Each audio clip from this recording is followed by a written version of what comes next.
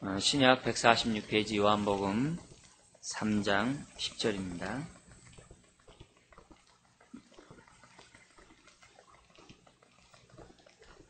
우리 다같이 한 목소리 한번 읽어볼까요? 예수께서 가라사대 너는 이스라엘의 선생으로서 이러한 일을 알지 못하느냐. 네. 뭐에 관한 말씀인지 아시죠?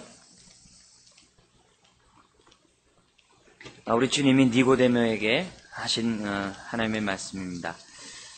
우리가 11번째로 우리 주님이 우리들에게 던져진 그런 질문을 생각해 보면서 오늘 우리들이 어떠한 삶을 살아야 되는지 한번 좀 생각해 봤으면 합니다. 여러분 박조준 목사님 혹시 들어보셨어요?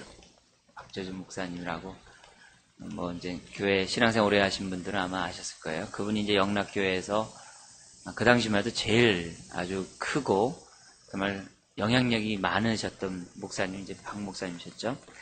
그분이 이제 목회를 하실 때, 어떤 일이 있었냐면은, 세례받기 위해서 이제 교육을 이제 하면서 이제 문답을 이렇게 하고 계셨다고 합니다. 그래서 그 문답 가운데 돌아가면서 이제 기본적인 질문을 하면서 이제 하나하나씩 질문해 나가는데, 이제 순서가 아주 저명한 대학교 교수님이 이제 차례가 되었다고 합니다. 그래서 주변에 사람들이 있었기 때문에 그분이 이렇게 난감하지 않는 그런 질문을 골라서 아주 쉬운 질문을 하나 던졌다고 합니다. 그래서 그 질문이 뭐였냐면 예수님의 제자가 몇 명이죠? 이렇게 물어봤대요. 근데 이제 그 즉시 대답이 나올 줄 알았는데 고민하더라는 거예요. 한참 고민하더라는 거예요. 그러니까 옆에 있는 사람들이 의아해가지고 이제 다 쳐다보는 거죠. 왜 그걸로 고민하는지 쳐다보는데 몇 명에 대해 물어보니까 2명입니다. 그러더래요. 갑자기 사람들이 그냥 막 분위기가 이상해지는 거죠. 그래서 목사님이 누구요? 그랬더니 모세와 누구입니다. 이러더래요. 완전히 그냥 막 분위기가 그냥 완전히 막 다 넘어가는 어떤 그런 일이 있었다는 얘기를 제가 이제 기독교 방송을 통해서 오래전에 들었던 일이 생각납니다. 그 일이 하도 제가 의미심장한 그러한 내용이었기 때문에 그걸 아주 오랫동안 제가 기억하고 있습니다.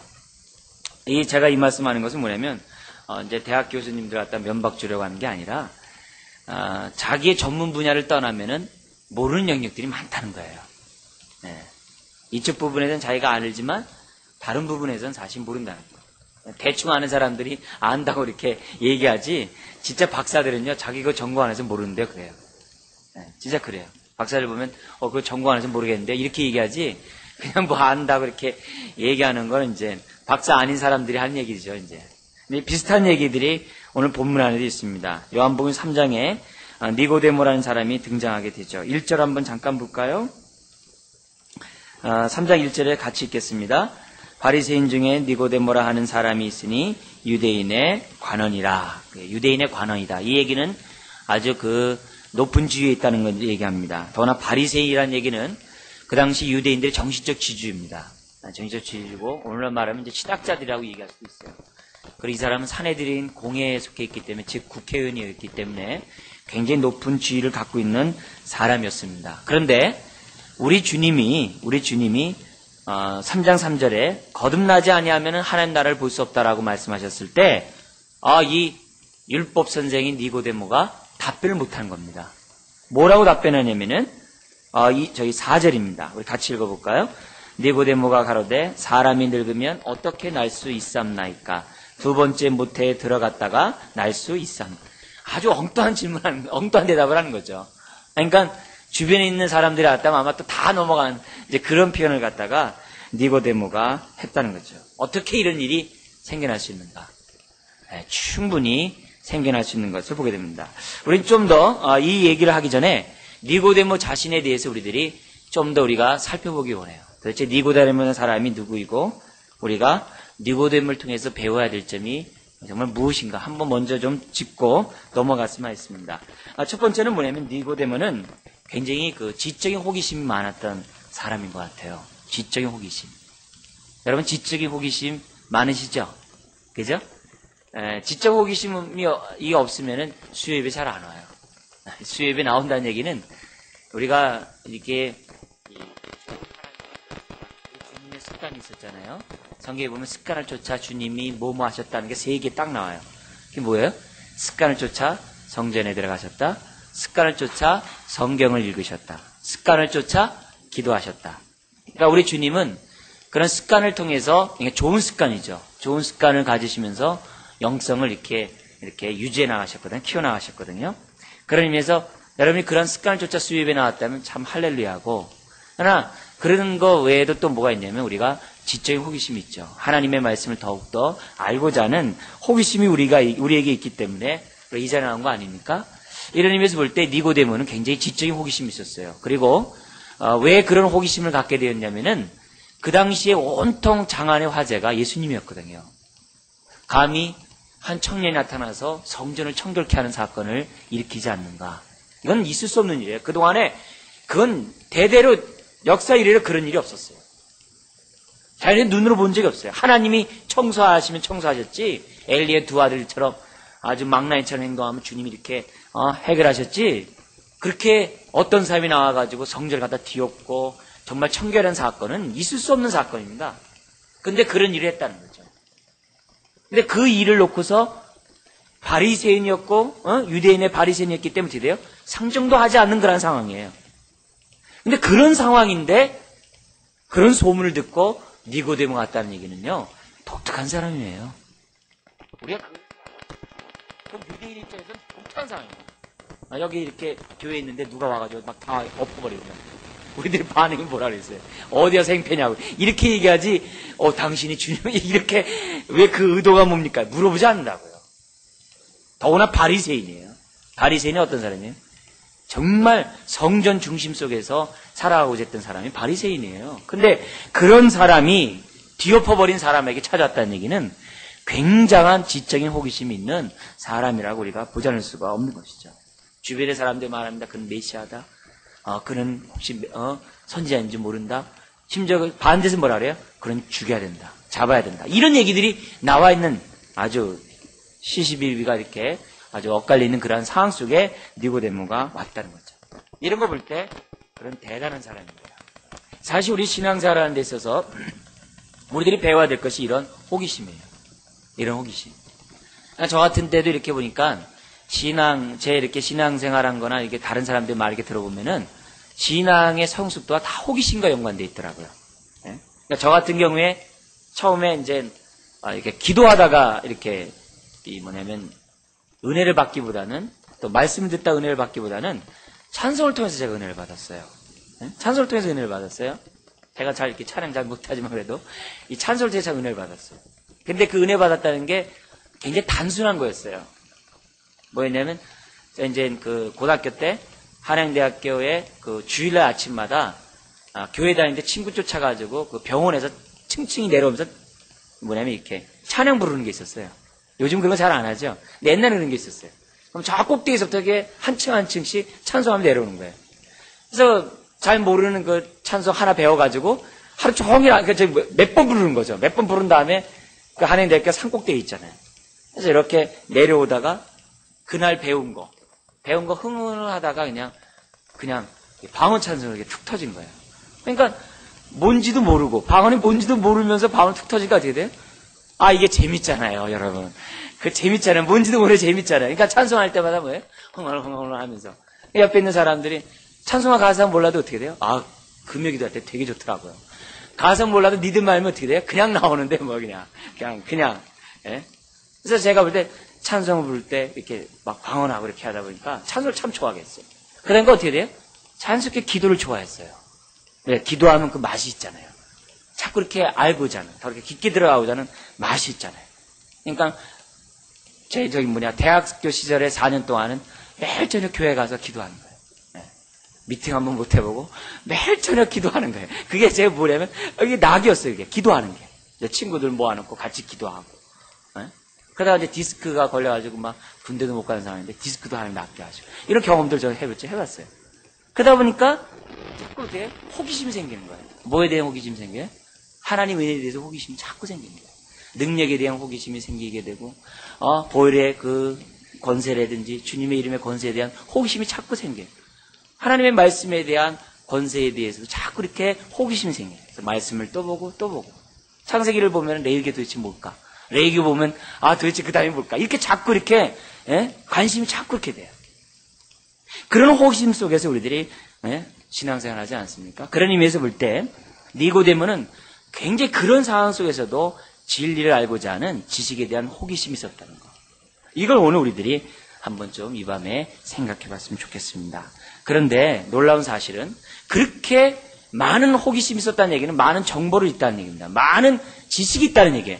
그럼에도 불구하고 뭐에 대해서 몰랐다는 겁니까? 거듭남에 대해서 몰랐다는 거예요. 난 넣고 기억자를 모르는 거예요. 그 다음에 이 니고데모가 누구였냐면은 호기심이 많았을 뿐만 아니라 이 니고데모는 호기심을 해결하기 위해서 행동했던 사람이라는 거예요. 행동했던 사람입니다. 즉 진리 앞에 서고자 하는 열정이 굉장히 있어요.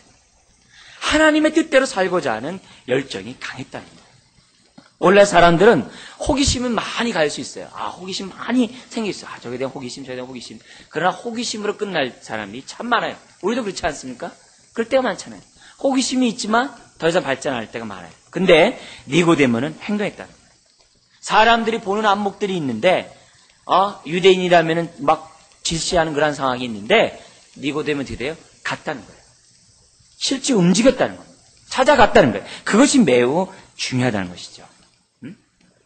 단순한 호기심을 끝나는 것이 아니라 그것을 해결하려고 했다는 거죠. 만약에 그가 선지자고 그가 메시아라고 한다면 난 그분의 말씀을 듣겠다. 그분을 통해 증거되는 하나님의 진리의 말씀을 나는 붙잡겠다. 이런 의도가 니고데모에게 있었다는 거죠. 그러니까 진리 앞에 살고자 하는 열정이 굉장한 거죠. 나중에 요한복음 7장에 보면 이런 말씀이 있어요. 예수님을 갖다가 잡아가지고 죽이려고 하는 그러한 회의가 이루어지게 됩니다. 그때 니고데모가 뭐라고 얘기하냐면 일어나가지고서 우리 율법은 사람의 말을 듣고 그 행한 것을 알기도 전에 판결할 수 없다. 예수님 당사자를 놓고서 그의 말을 듣지 않고 어떻게 시시비비를 가리고 예수가 잘못됐다고 얘기하냐라고 공의에서 발언할 정도로. 그러니까 그가 그렇게 얘기할 수 있었던 것은 뭡니까? 그가 진리 가운데 서고자 했던 사람인 것을 보게 돼요. 나중에 예수님 십자가에 죽으셨을 때 다 도망갔어요. 그러나 아리마대 요셉과 누구요? 이 니고데모는 남아서 예수님의 시신을 처리했던 것을 보게 됩니다. 왜요? 진리에 살고 진리에 죽고자 하는 그런 마음이 있었다는 거죠. 진리 가운데 살고 싶어하는 열정이 있었다는 거예요. 네? 호기심으로 끝나는 것이 아니라 그 가운데 살고자 하는 열정이 니고데모에게 있다는 것입니다. 이런 것들을 우리들은 두 번째로 본받아야 된다는 거죠. 본받아야 돼요. 본받아야 됩니다. 세 번째로 우리 니고데모를 통해서 좀 본받고 싶어하는 것은 뭐냐면은 그의 겸손된 마음이에요. 뭐냐면은 그는 누구에게나 진리라면은 배우고자 했어요. 니고데모는 귀족이에요. 예수님은 서민이에요. 그의 직분은 뭐예요? 교수고 오늘 말 율법사니까 율법 교수고 국회의원이에요. 사내들은 공의원이에요. 그러나 예수님은 목수예요. 그 당시 유대인의 시각에서 볼 때는 율법 가운데 살지 않는 사람은 다 죄인으로 치부해버렸습니다. 그래서 성경에 보면 죄인 그러면 서민들은 다 죄인이에요. 네? 목동 죄인이에요. 목수 죄인이에요. 세리 그들도 죄인이에요. 어부 죄인이에요. 다 죄인이에요. 율법 가운데 살아가지 않는 사람들 다 죄인이에요. 더구나 바리새인은 율법 가운데 살지 않은 사람하고는 상종도 안 했어요. 쳐다도 안 봤단 말이에요. 말도 안 했단 말이에요. 그런 상황 속에서 지금 니고데모는 목수인 청년인 예수 그리스도 앞에 갔다는 거죠. 그러니까 도저히 만날 수 없는 사람, 도저히 상종할 수 없는 그런 사람에도 불구하고 사회적인 격차가 큼에도 불구하고 니고데모는 예수 앞에 나가서 경청하려고 했다는 겁니다. 바로 이와 같은 자세. 이것은 쉬운 자세가 아닙니다. 그러나 진리를 알고 하나님의 은혜를 안다면은 이런 자세를 갖는 것이 우리들이 가져야 될 자세라는 거죠. 매우 귀중한 자세가 아닐 수 없어요. 그리고 네 번째로 우리가 이 니고데모를 통해서 우리가 알아야 될 것은 뭐냐면은 우리들의 실존을 알 수 있는 건데요. 세상 사람들에 대한 존재에 대해서 알 수 있는 것은 뭐냐면은 그의 겉에 드러난 직분이나 위치나 모든 것들은 화려했어요. 그죠? 유대인의 특권층이었습니다. 유대인의 소수의 엘리트 계급이었습니다. 귀족이었어요. 그런데 그 마음속에 뭐가 있었다는 거예요? 자기의 영혼에 만족함이 없었다는 거예요. 자기 마음속에 뭐예요? 자기의 마음을 채워주지 못하는 그런 것들이 있었던 거예요. 그래서 끊임없이 진리에 대한 탐구가 니고데모 가운데 있었던 것을 보게 됩니다. 비록 그는 종교 지도자로서 율법을 가르치는 교수였지만 자기 스스로는 만족이 없었던 거예요. 명성에 걸맞는 삶을 살았지만, 겉을 살았지만 그 속에는 자기 마음을, 그 공헌은 이루 말할 수 없다. 예? 겉은 화려했지만 속은 차갑고 그의 마음은 분주했다는 것을 보게 됩니다. 그러니까 이런 마음이었기 때문에 그는 누구에게 온 겁니까? 주님 앞에 오시죠. 이런 마음으로 주님 앞에 오자 주님이 딱 찌릅니다. 뭐라고 얘기하냐면은 주님과의 대화 속에서 2절을 보십시오. 2절을 보면 이런 말을 해요. 니고데모 이런 말을 합니다. 우리는 당신이 하나님께로부터 오신 선생인 줄로 압니다. 당신은 하나님부터 온 것을 내가 압니다. 선생이라는 표현을 썼어요. 압니다. 그래서 내가 왔습니다. 그러면 어떻게 돼요? 거기에 이 대화가 어떻게 돼요? 아, 그래요? 어서 오세요. 무슨 이렇게 대화가 돼야 되는데 주님이 동문서답을 해요. 마치 그런 느낌을 받아요. 3절에 보면 뭐라 그러냐면 갑자기 그런 사람에게 뭐라 그러냐면 사람이 거듭나지 않으면 하나님 나라를 볼 수 없느니라 이렇게 얘기를 해요. 왜요? 지금 니고데모는 그냥 겉으로 나타난 현상을 놓고 이렇게 당신이 하나님께로부터 선생님이다 라고 그냥 일상적인 대화로 얘기를 했지만 우리 주님은 뭐냐면은 그가 왜 당신 앞에 왜 왔는지를 그 사실을 알았다는 거예요. 그래서 그 사실을 알고 주님은 단도직입적으로 얘기하는 거예요. 사람이 거듭나지 않으면 하나님 나라를 볼 수 없다. 이게 주님의 대화예요. 동문서답과 같은데 그 안에 핵심이 있다는 거죠. 주님의 대답이 뭡니까? 그 말을 니고데모가 이해하기 쉬운 말로 풀면 이와 같이 얘기할 수 있어요. 당신이 지금 신앙생활하고 있지만 만족감을 찾지 못하고 있군요. 당신이 율법사의 선생이고 사람을 가르치지만 당신 마음의 그 허전함을 채울 수 없군요. 당신이 거듭나기 전까지는 그 마음을 채울 수 없을 것입니다. 이런 말이에요. 네? 당신의 그 진리를 향해 끊임없이 찾아 나서는 그것이 거듭나기 전까지는 도저히 만족이 없습니다. 이런 표현을 우리 주님이 지금 니고데모에게 향해서 말씀하고 있다는 것이죠. 그러자 4절에 어찌 이런 일이 있을 수 있습니까? 동문서답을 하셨어요. 네? 그러자 쭉 나가면서 우리 아까 읽었던 오늘 보고자 하는 10절의 말씀인 거죠. 너는 이스라엘 선생으로서 이러한 일을 알지 못하느냐. 이러한 일을 알지 못하느냐. 그러니까 저는 이 시간에 거듭남이라는 단어만에 대해서 제한적으로 얘기하고 싶지는 않아요. 좀 더 넓게 이 시간에 얘기하고 싶고 주님이 오늘 이 말씀을 통해서 우리에게 주고자 하는 것은 뭐냐면 거듭나지 않은 사람에게는 거듭남에 대한 중요성을 얘기할 거예요. 1차적인 뜻이에요. 그러나 2차적으로 우리 이 말씀을 가지고 적용해야 돼요. 뭐냐면 너는 예수 그리스도를 믿고 너는 신앙생활을 그렇게 했음에도 불구하고 너의 삶의 문제를 해결할 수 없느냐? 우리의 삶 속에 나타나는 많은 문제들이 있어요. 가장 대표적인 문제가 뭐냐면 크리스찬의 삶 속에서 나타나는 고난의 문제예요. 고난의 문제. 너희 안에 있는 고난의 문제를 너는 뭐라 그래요? 이러한 일을 해결할 수 없더냐? 성경 말씀을 통해서 그에 대한 답변을 얻을 수 없더냐? 우리에게 나타나는 정말 이해하지 못하는 수없이 많은 고난들이 얼마나 많습니까? 거기에 대해서 고민하고 주님 앞에 나왔을 때 주님 이런 고민의 문제를 이 고난의 문제를 어떻게 해결하려고 합니까? 라고 했을 때 주님의 답변이 뭡니까? 너는 아직 신앙생활을 이렇게 했으면서도 고난의 의미도 알지 못하느냐? 고난 외에도 여러 가지 얘기할 수 있겠죠. 나에게 시험의 문제도 얘기할 수 있겠죠. 그죠? 예? 나의 시험의 문제도 많잖아요. 또 어떤 문제도 있어요? 나의 상처에 관한 문제도 많을 수 있겠죠. 예? 해결되지 못한 여러 가지 문제를 가지고 내가 있을 수도 있겠죠. 내가 오늘 그것을 붙잡을 수도 있겠죠. 그런 문제 앞에 주님 앞에 나왔어요. 하나님 어떻게 해결해야 됩니까? 라고 얘기했을 때 너는 그렇게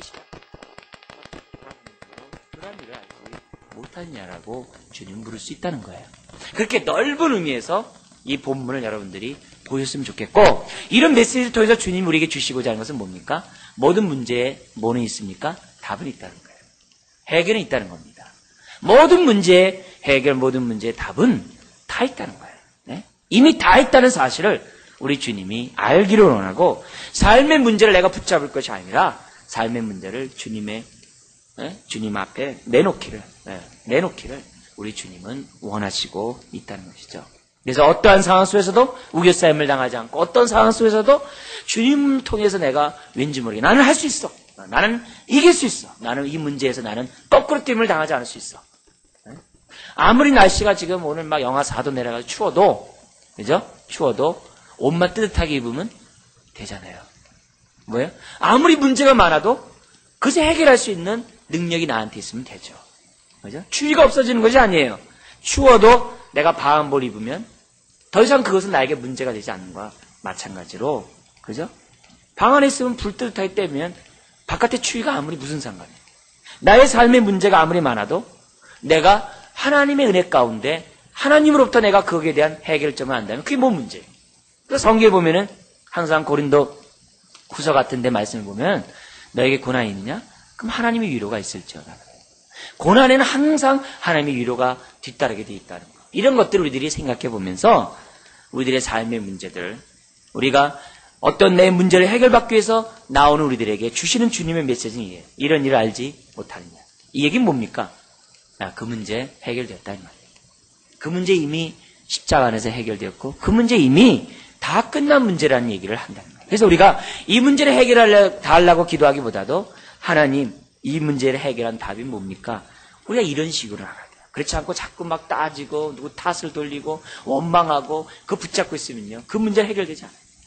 그냥 뒤에 것은 잊어버릴 것은 잊어버리고 혓대를 잡으려 달려가는 것이 우리들이 가져야 될 믿음으로 사는 사람들의 얘기예요. 과거에 연연할 필요 없어요. 어제에 연연할 필요 없어요. 예? 오늘 지금 내가 주님으로부터 나에게 이런 공급함을 받느냐. 이것이 중요한 거예요. 이것이 중요한 거예요. 자, 그런 의미에서 오늘은 이 거듭남에 관한 부분들을 좀 더 중심적으로 좀 더 우리가 중점적으로 다뤘으면 좋겠습니다. 우리들의 삶의 문제는요. 니고데모가 갖고 있었던 그 마음의 이런 공허함과 외로움과 쓸쓸함과 만족하지 못하는 그 일련의 그 모든 것들 뭐가 있으면 해결됩니까? 거듭남이 있으면 해결된다. 거듭나면 모든 문제는 다 해결된다는 거예요. 네? 주님과 나와의 관계가 하나님의 자녀가 되고 주님이 나의 목자가 되면 다 해결된다는 거예요. 문제는 하나님과 나와의 관계가 온전하지 않고 관계가 분명하지 않기 때문에 문제가 해결되지 않고 유보되어 있다는 거예요. 하나님과 나와의 관계가 거듭남의 관계, 자녀의 관계라고 한다면 그 문제는 이미 끝났다는 거예요. 그래서 주님이 니고데모야 너의 삶에 그런 문제가 해결되기 원하냐? 거듭나라 이게. 거듭나라 이게. 저 거듭났는데요. 오늘 우리들에게. 저 예수님 믿고 내가 하나님 자녀 됐는데요. 그렇게 생각하지 말고 그 거듭남에 대해서 뭐예요? 거듭남. 내가 영생에 관한 문제가 해결됐다면요. 다른 문제는 다 해결된 겁니다. 여러분 영생 문제보다 큰 문제가 어디 있습니까? 사람의 목숨보다 큰 문제가 어디 있어요? 영혼의 생명보다 큰 문제가 어디 있어요? 네? 그 문제가 해결됐다는 얘기는 나머지 그 문제는 다 이미 해결됐다는 얘기예요. 네? 근데 사람들이 거듭남에 대한 그 귀중함을 잘 모르고 내가 하나님과 나와의 관계성 속에서 내가 자녀가 되었다는 이 기쁨을 잘 모르기 때문에 사람들이 그 문제 앞에 허덕이고 문제가 해결됐음에도 불구하고 내가 그 문제 가운데 다시 얽매고 있는 것을 보게 됩니다. 그래서 우리 기독교의 모든 문제 해결의 기본은 뭡니까? 거듭남이에요. 첫 단추가 잘 껴지면 그 다음은 해결될 수밖에 없다는 거예요. 이 부분이 해결되지 않으면 만족이 없어요. 구원의 우물물에서 물을 길어 먹지 않으면 만족이 없어요. 지적인 만족뿐만 아니라 삶의 만족뿐만 아니라 내 영혼의 만족, 그 모든 부분에 있어서 만족이 없다는 것을 성경우리들에게 보여주고 있다는 거죠. 그래서 여러분들이 내 삶에 있는 문제 해결 때마다 제일 먼저 생각해야 할 것이 뭐예요? 거듭남을 생각해야 돼요. 이때 거듭남을 생각한다는 얘기는 하나님이 나의 목자라는 사실을 생각하라. 어떤 문제 앞에 있을 때마다 항상 생각해야 되는 게 뭐냐면 하나님은 나의 목자시오. 나를 푸른 초장으로 쉴 마른 물가로 인도하실 거야. 음침한 골짜기를 다닌다 할지라도 내가 해를 두려워하지 않을 것은 주의 지팡이가 나를 보호하실 거야. 왜요? 하나님이 나의 목자이기 때문에. 그래서 문제를 볼 때마다 항상 생각해야 될 것이 관계성이에요. 거듭남을 생각하는 거예요. 하나님이 나의 목자신데. 하나님이 나의 왕이신데. 그래. 그분이 나의 주님이신데. 그분이 나의 아버지신데. 이걸 항상 생각해서 아무리 악한 자라도 자신이 좋은 걸 줄 줄 알거든. 하물며 천부께서 너에게 뭐 하지 않겠느냐? 좋은 거 주지 않겠네. 기본적인 생각이 그거예요. 하나님 나에게 왜 이렇게 어려운 일을 주세요? 왜 내일이 이렇게 꼬여요? 왜 이렇게 잘 안 돼요? 그렇게 생각하지 말라 이게요. 하나님은 좋은 것 주시는 분이라는 생각을 가지고 문제를 보면은 얘기가 달라지는 거예요. 문제를 푸는 것이 달라. 그렇지 않고 거듭남의 입장에서 해결하지 않고 자꾸 자기 입장에서 자기의 능력 속에서 자꾸 하다 보면 꼬이고 뭘 하면서도 깨름직하고 뭘 하면서도 마음에 평안이 없고 뭘 하면서도 이렇게 왠지 모르게 혹시 잘못된 게 아닌가 이렇게 자꾸 왔다 갔다. 그렇잖아요. 하나님은 우리의 목자세요. 그래서 모든 문제를 해결할 때마다 거듭남으로부터 출발하자. 즉 하나님과의 관계에서부터 출발하자. 새로운 관계에서부터 문제를 출발할 것을 성경 우리들에게 보여주고 있다는 거죠. 이 거듭남은 위로부터 태어나는 거예요. 이 얘기는 뭐예요? 땅으로부터 우리로 하여금 거듭나게 할 것은 아무것도 없다는 거예요. 이 말은 우리들의 문제를 푸는 것은요. 땅의 지혜를 가지고 풀 수 있는 것은 없어요.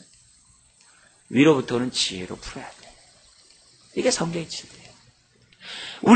우리들이 살아가는 것은요. 성령으로 살아야 된다. 이 말이 뭐예요?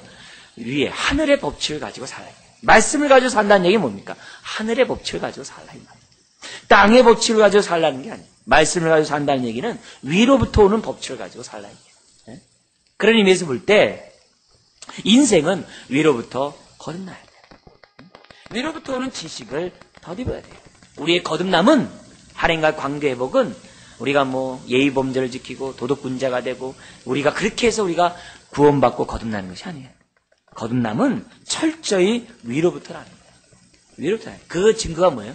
예수님이 이 땅에 오신 거예요. 예수님이 하늘에서부터 이 땅에 오셨다는 얘기는 땅에서 그 문제 해결할 수가 없다는 얘기예요. 그러므로 나의 삶의 문제를 해결할 때마다 항상 생각해서 뭐예요? 눈을 들어 위로 보는 거예요. 눈을 들어 위로. 항상 위를 주시하는 거예요. 그냥 눈을 보는 거예요.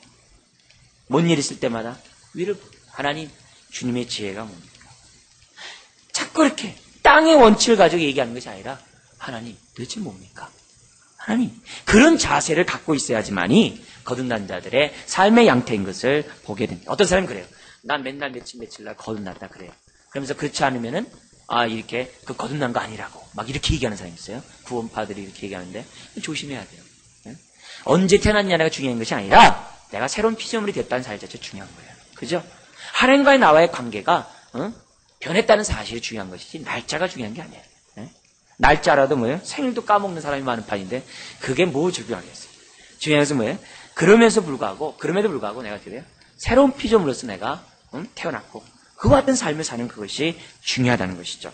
자, 근데 이 거듭남은 뭘 통해서 일어난다 그래요? 5절에 보면은 이 거듭남은 물과 뭐래요? 성령으로. 물과 성령은 이 요한복음의 9절에서는 얘기해요. 두 가지를 쓰면서 강조해요. 신령과 진정으로.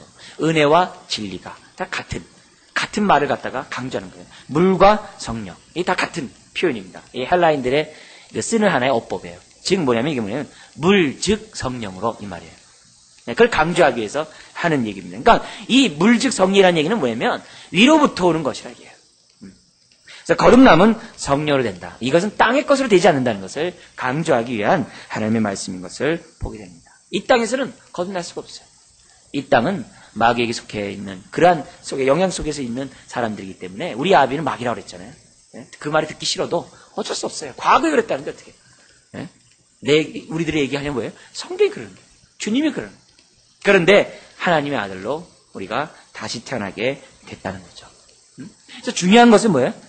언제 태어났냐가 중요한 게 아니라 내가 지금 하나님의 자녀답게 사느냐가 중요한 겁니다.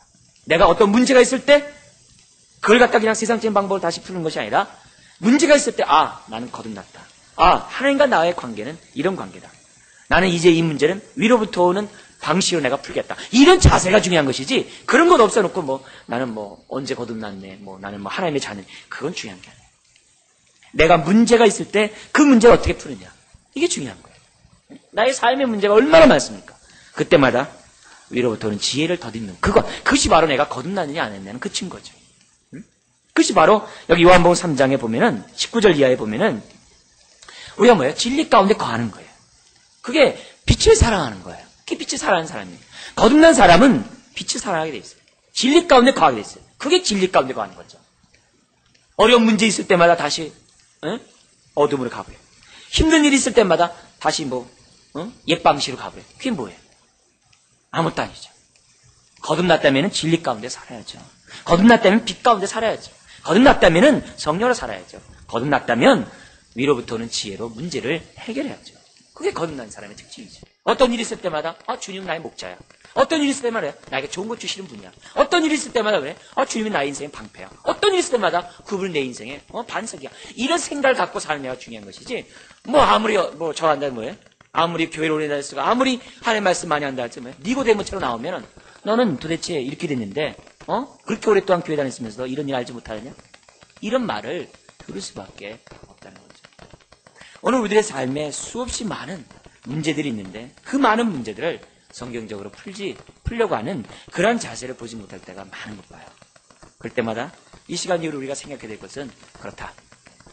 모든 것은 이미 거듭남으로 해결됐다. 그렇다면 나의 삶 속에서 그 증거들을 나타내면서 살아간다. 아닌가 다를까? 주님이 십자가에서 다 이루었다 하셨어요.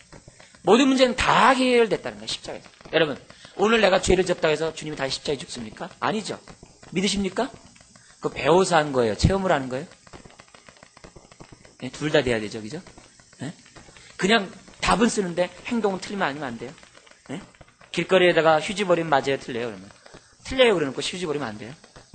신앙생활 똑같은 거예요. 주님이 십자가에서 죽으시면서 다 이뤘다 그랬어요. 그럼 뭐예요? 다 이룬 거예요. 다 이룬 거야, 이미. 근데 뭐예요? 주님 이 문제 해결해달라고. 이 문제 그 문제 다 해결된 거예요. 해결된 거예요. 시각이 이미 다 이루어졌다는 데서부터 우리가 시각을 가져야 된다. 그렇지 않으면 어떻게 돼요? 어려워요. 우리가 기도하는 건 뭡니까? 하나님께서 십자가에서 다 이루셨는데 주여 무지합니다. 깨닫지 못합니다. 깨닫게 해주세요. 깨닫게 해주세요. 도대체 이게 하나님의 뜻이 뭡니까? 하나님의 선하신 뜻이 뭡니까? 그거 알게 해주세요. 이렇게 하는 게 우리의 기도죠. 이 문제 해결해 주시옵소서라고 하면서도 우리 마음속에 뭐예요? 주님, 그것을 해결할 수 있는 지혜를 좀 주십시오. 제가 깨닫지 못합니다. 이미 해결 다 됐죠. 근데 해결됐다는 사실을 깨닫지 못하고 계속 해결되게 해달라고 얘기하면 어떻게 돼요? 그건 아니죠. 십자가의 은혜를 깨닫지 못한 거죠. 예수님 왜 십자가에 죽은지 모르는 거죠. 주님이 우리가 범죄할 때마다 계속 십자가에 못 박히지 않는 이유가 단번에 영원히 완전히 우리 죄를 사했기 때문에 아닙니까? 그죠? 근데 죄 문제가 해결됐다는 말은 뭐예요? 그 다른 말은 뭐예요? 우리 삶의 모든 문제가 해결됐다는 얘기예요. 우리의 삶의 문제가 단번에 영원히 완전히 다 해결됐다는 얘기예요. 근데 죄 문제만 해결하고 있어요. 그렇게 해가지고 안 됩니다. 우리의 삶의 모든 문제가 이미 다 해결됐다. 이 말이에요. 다시 십자가에 못 박을 필요 없다. 우리 문제 때문에 다시 주님이 십자가에 못 박을 필요가 없다. 이게. 믿음은 그런 것들을 바라보고 오늘 내가 누리면서 살아가는 것이 믿음이죠. 그래서 바라는 것들의 실상이죠. 실상이죠. 자, 그러면서 우리 한 가지 더 봐야 될 것이 이겁니다. 여기서 니고데모가 주님을 만났는지 안 만났는지 분명하게 안 나타나요. 왜요? 되게 주님 만나면 되게 할렐루야 하고 넘어가야 되는데 또 기뻐 뛰며 주를 보겠네 하면서 막 그냥 앉은 벤치에 막 뛰어야 되는데 니고데모 그런 모습이 없어요. 아마 기질대로 아마 이렇게 저된 것 같아요. 그의 마음이 확 바뀌었다. 그런 표현은 나타나지 않아요. 자기가 새로운 피조물이 됐다. 그런 의식은 잘 없는 것 같아요. 그런 의식을 하지 못했어요. 그러나 자신이 변화된 것을 알아채지 못했어요. 그러나 그는 기쁜 감동을 받았던 것 같아요. 왜요? 그에 나타난 삶의 모습을 볼 때 그는 예수님이 옳다는 생각을 확신했던 것 같아요. 그렇기 때문에 공회에서도 자기 목숨이 날아갈 수 있는 공회에서도 변론했던 거고 자기 목숨이 위태할 수 있는 그런 십자가상에서도 우리 주님의 장사를 치렀던 것을 보게 됩니다. 비록 늦게 왔지만 니고데모가 늦게 향유를 부었지만은 모략계를 준비해서 왔지만은 그래도 니고데모는 주님을 사랑한다는 그 표현을 했다고 봐요. 그죠? 비록 늦었지만은. 그러므로 오늘 우리들의 마음속에 가져야 되는 것은 뭐냐면 늦게라도 이제라도 우리가 지금 혼났다고 쳐요. 지금까지 나의 삶에 문제를 놓고서 막 했을 때 하나님 도대체 뭐 하십니까? 막 이렇게 했는데 주님한테 한 방 맞았어. 너는 이런 일들이 십자가에서 이미 다 해결됐다고 하지 못하느냐? 이 말을 지금 딱 우리 지금 한 방쯤 딱 맞았어. 앞으로가 중요해요. 과거는 이제 흘러갔고 앞으로 우리들의 삶이 중요해요. 우리가 거듭난 자로서 거듭난 자답게 살아야 된다는 거예요. 즉 여러분 첫사랑 있으십니까? 주님에 대한? 있죠? 그 첫사랑을 붙잡으시기 바래요. 그리고 그 첫사랑 속에서 오늘 어떻게 해요? 다시 한번 나의 문제를 바라보십시오. 이미 그 첫사랑 안에 모든 문제가 다 해결된 거 아닙니까? 그리고 그 첫사랑에 따라서 계속 니고데모처럼 그런 목마름을 해결하고자 십자가 앞에 또 나가고 또 나가고 주의 은혜를 찾고 또 찾고 하나님을 알고 또 알고 하는 그런 마음의 자세를 가져야 된다고 봅니다. 그럴 때 참으로 주님 앞에 있을 때 그렇다. 착하고 충성된 종아, 이제 네가 십자가의 원리를 깨달았구나. 그 말씀의 도를 사람들에게 나눠주려. 이렇게 우리 주님은 우리에게 말씀하실 것입니다. 사랑하는 성도 여러분, 오늘도 우리 주님은 우리들에게 동일한 질문을 니고데모에게 했던 말씀을 합니다. 너는 지금까지 신앙생활했음에도 불구하고 너 안에 있는 그 삶의 문제 하나 해결하지 못하고 있느냐? 그러냐? 그렇다면 첫사랑을 기억해봐라. 십자가의 그 도를 생각해봐라. 그래, 거기서부터 생각해보고 하나님이 어떤 분이신지를 생각해봐라. 그래, 너의 삶의 문제를 하나하나 해결받으려. 우리 주님의, 오늘 주님의 답들입니다. 이 말씀을 생각하시면서 한평생 승리의 삶을 살기 바라고 여러를 만나는 사람들에게 동일한 이런 원리를 제공해 주시기를 주의 이름 부탁드립니다. 네, 기도하겠습니다. 아버지 하나님, 우리가 니고데모가 가졌던 겸손한 마음을 갖기 원합니다. 누구에게든지 하나님의 말씀을 듣고자 하는 그 마음을 갖기 원합니다. 뿐만 아니라 아버지 하나님, 정말 진리를 탐구하고 진리 가운데 서고자 하는 그 열정과 그 사모함이 우리 가운데 있기를 원합니다. 주여, 그것이 있어서 오늘 주님 전에 나왔습니다. 오늘 우리들에게 풍족히 채워 주시옵소서. 이미 아버지 하나님의 풍족히 채워주심을 믿습니다. 내주하시는 성령님을 바라보게 하시고 성령님의 다스림과 인도함과 통찰을 받는 우리가 될 수 있도록 주님 도와 주시옵소서. 진리가 할지니 진리가 너를 자유케 한다라고 주님 말씀하셨습니다. 주여, 삶의 문제와 고통과 슬픔과 아픔의 문제 앞에 자유함을 받기 원합니다.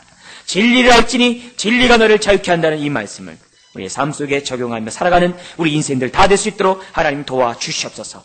주님, 우리가 무지함으로 잘 분별하지 못함으로 아버지 하나님, 정말 하나님의 선하시고 기뻐하시고 온전한 뜻을 우리가 나타내지 못할 때가 많은 것을 고백합니다. 주님, 오늘 우리에게 지혜와 계시의 영을 허락하셔서 하나님의 뜻을 잘 깨닫고 분별하게 하시고 말씀 가운데 모든 문제를 해결할 뿐만 아니라 누림의 삶을 살아갈 수 있는 우리 인생들 다 될 수 있도록 하나님 축복하여 주시옵소서. 주님, 위로부터 오는 주의 성령을 이 시간 충만히 부어 주시옵시고 성령의 기름 부음이 우리를 지배하게 해 주옵시고 오늘도 우리가 주여 말씀의 사신으로서 살아갈 수 있는 우리가 될 수 있도록 주님 도와주시옵소서. 주여, 주로 주님과 주의 보좌로부터 흘러넘치는 성령이 오늘 이전을 가득 채워 주시옵시고 우리가 주의 은혜에 풍족히 잠기는 귀한 시간 되게 하시고 그런 인생 될 수 있도록 하나님 축복하여 주옵소서. 믿사오며 예수님의 이름으로 기도드리옵나이다. 아멘.